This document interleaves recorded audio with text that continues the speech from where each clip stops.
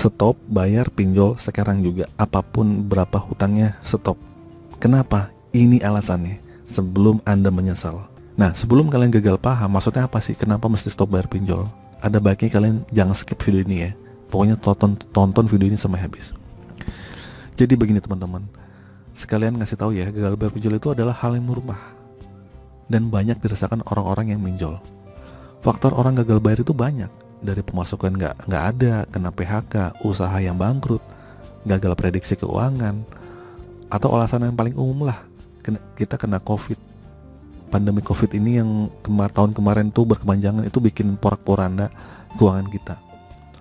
Dan akhirnya banyak orang yang berinisiatif untuk melakukan pinjaman online untuk memenuhi kebutuhannya. Mungkin kalian sudah semaksimal mungkin ya untuk mendapatkan penghasilan. Kalian juga akhirnya gimana caranya untuk mencari pinjaman. Pinjam sana sini nggak ada, pinjam saudara nggak ada, teman nggak ada. Akhirnya kita minjol. Inisiatifnya hanya itu. Nah, dari sinilah masalah muncul saat kalian jatuh tempo, gagal bayar, pusing, diteror DC, kacau pokoknya pikirannya. Dan biasanya berakhir juga gali lubang tutup lubang, ditipu sama joki lagi. Tergulung, terjerat hutang pinjol, dan akhirnya setelah itu bingung. Datanglah teror-teror DC yang mengintimidasi dan menakut-nakuti kalian. Timbul rasa panik, pikiran, diancam DC pengen ke rumah, kekerjaan, pokoknya banyak lah. Kita takut DC datang teriak-teriak ke tetangga. Kita takut kalau tetangga malu kita punya hutang. Terus apalagi nih buat perempuan yang lemah mentalnya. Mungkin itu wajar ya, karena pertama kali serangan teror itu dari chat WA. Mungkin kalian gak biasa dengan hal ini. Gak biasa karena kalian pertama kali minjol. Mungkin kalian takut. Akhirnya takut dipermalukan dengan diintimidasi dan diancam seperti itu. Nah, saya maklumin lah ya buat teman-teman yang awal-awal minjol itu nggak tahu bagaimana cara menghadapi kondisi ini. Banyak berita-berita di luar sana ya gitu ya, pada akhirnya orang pada stres ya sama pinjol. Kasus bunuh diri tinggi, suami istri cerai gara-gara pinjol. Nah, inilah gambaran-gambaran pinjol itu merusak semuanya.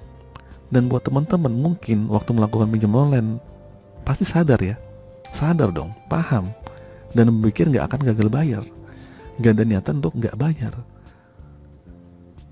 Nih, saya kasih tahu, resiko terburuk untuk teman-teman nggak bisa bayar pinjol itu cuman nggak bisa minjol lagi, karena kita hutang tanpa jaminan, hutang tanpa agunan. Jaminan apa sih? Jaminan data diri kita doang, data diri kita itu KTP. Nah, kemungkinan terburuk juga masuk blacklist OJK. Kita nggak bisa melakukan pinjaman di aplikasi lain atau perbankan lainnya. Atau terburuknya kalian akan didatangi DC, kalian akan merasa malu gitu. Jadi stop bayar pinjol kalau kalian emang udah nggak mampu. Jangan dipaksa untuk gali lubang tutup lubang. Berhenti, apapun itu berhenti minjol dan berhenti bayar. Itu nggak akan bisa memaksa hutang kalian selesai. Jangan pernah memaksa membayar. Maksud saya itu buat gali lubang tutup lubang itu jangan. Misalnya udah mentok nih bang, semuanya gitu, ya udah mendingan kalian stop aja, diem. Oke? Tapi begini ya teman-teman ya, bukan berarti kalian nggak bayar sama sekali. Tunda dulu pembayaran kalian. Suatu saat kalian ada uang, ada rezeki, bayar. Tapi untuk saat ini kondisi lagi mentok, stop. Jangan melakukan hal-hal yang lain, ya, karena itu akan membuat kalian stres dan depresi.